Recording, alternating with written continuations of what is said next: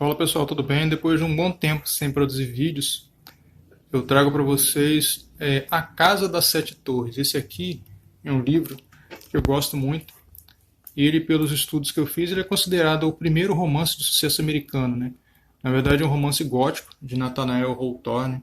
E uma das minhas influências, todo mundo sabe que me conhece, sabe que eu sou fã do Edgar Allan Poe, mas o Nathaniel Hawthorne, do mesmo período do século XIX, ele quando escreveu esse livro, pelo que eu estava vendo na internet, parece que representa um pouco da família dele também, aquela coisa toda. Mas o livro aqui não fala nada disso. E ele é uma herança de família, porque esse aqui foi o lançamento da Martins Fontes Editora, não é? Quando a obra tinha completado 100 anos. Então aqui, vocês podem ver que tem a impressão no Brasil. Ó. Então aqui este livro foi composto e impresso em indústria gráfica em agosto de 1951. Se você for entrar aqui no prefácio, né, do livro, você vai ver a data da primeira publicação. Então aqui aparece, ó. Lenox, 27 de janeiro de 1851. E assim começa a apresentação, né, da Casa das Sete Torres. Aqui está a primeira página, né? Pode ver que o acabamento naquela época era muito bom.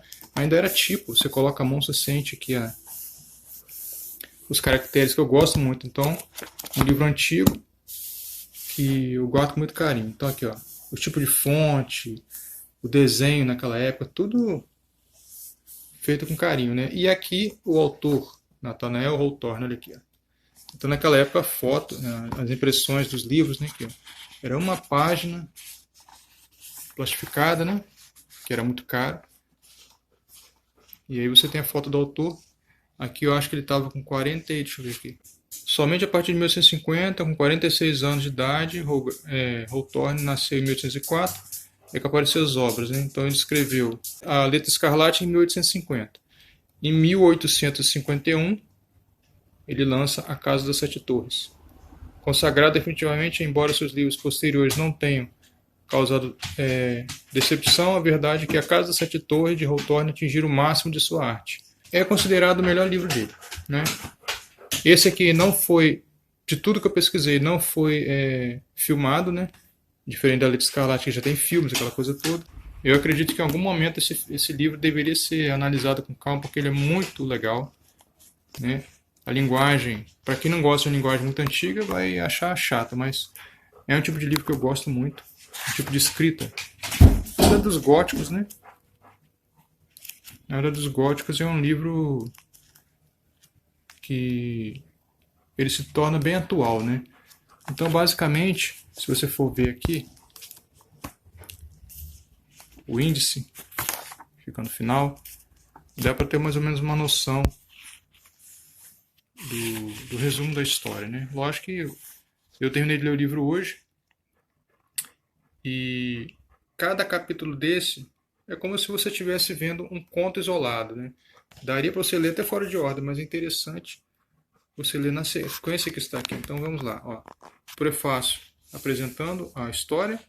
Depois, a velha família Pinkel. O que fala aqui? Exatamente nessa parte do livro, conta a história do Matheus Maule, né, que era o dono do terreno, né, que tinha uma nascente. E aí a família Pinkel, o coronel Pinkel, ele, com ambição, denunciou ele como se, naquela época, no período da Inquisição, né, falando que ele era um feiticeiro. Então ele foi morto na fogueira, porém, antes disso acontecer, ele falou: a sua família vai ser amaldiçoada, alguma coisa assim. Mas eu não vou falar em detalhes, você vai ter que ler o livro. E aí, a partir daí, começa a pequena loja, já no período atual, ou seja, 1851, né, do livro, mais ou menos. Então aqui a parte histórica, né, que o narrador ele fala sempre na primeira pessoa também, né, às vezes. O Hawthorne ele explica com detalhes como é que foi aquela época, como é que foram as intrigas, para poder conseguir aquele terreno, né, da cidade. Então você vê que desde aquela época, aliás, sempre foi assim, a raça humana, a tecnologia aparece, mas as pessoas não evoluem.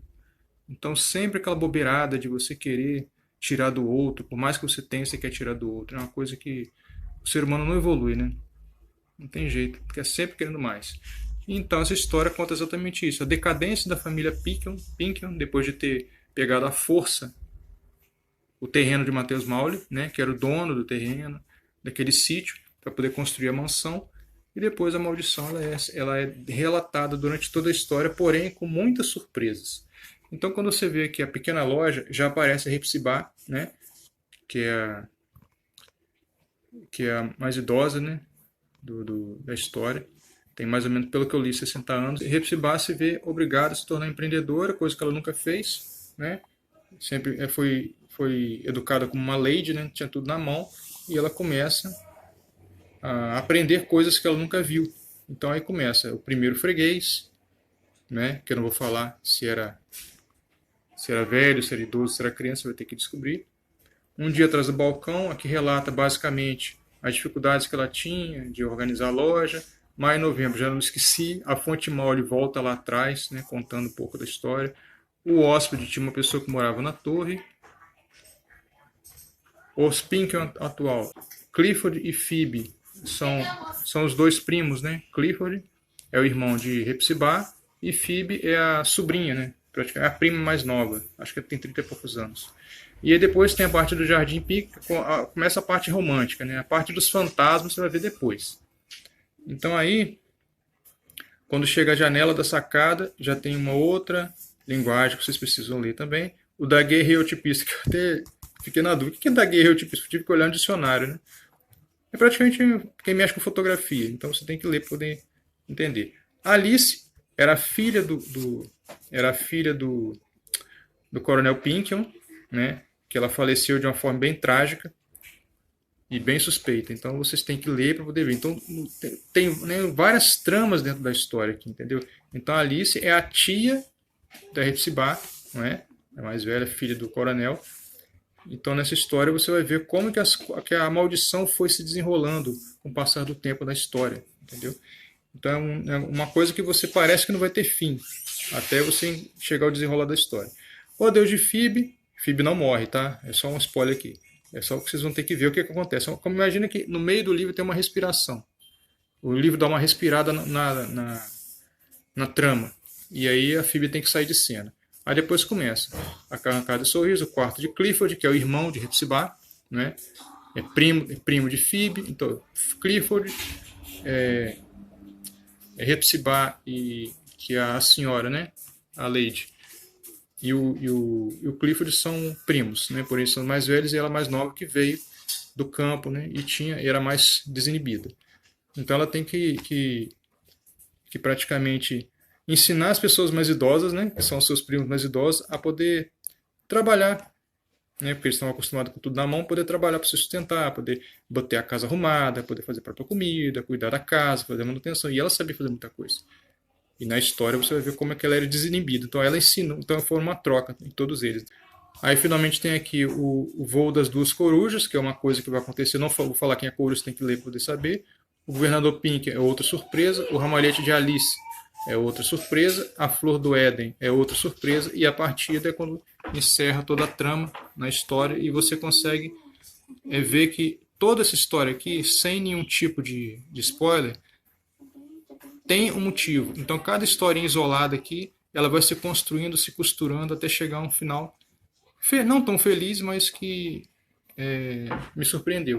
Então A Casa das Sete Torres é um livro que, se houvesse alguém com condições de transformar isso aqui num filme, seria uma coisa muito interessante. É um livro que merece atenção.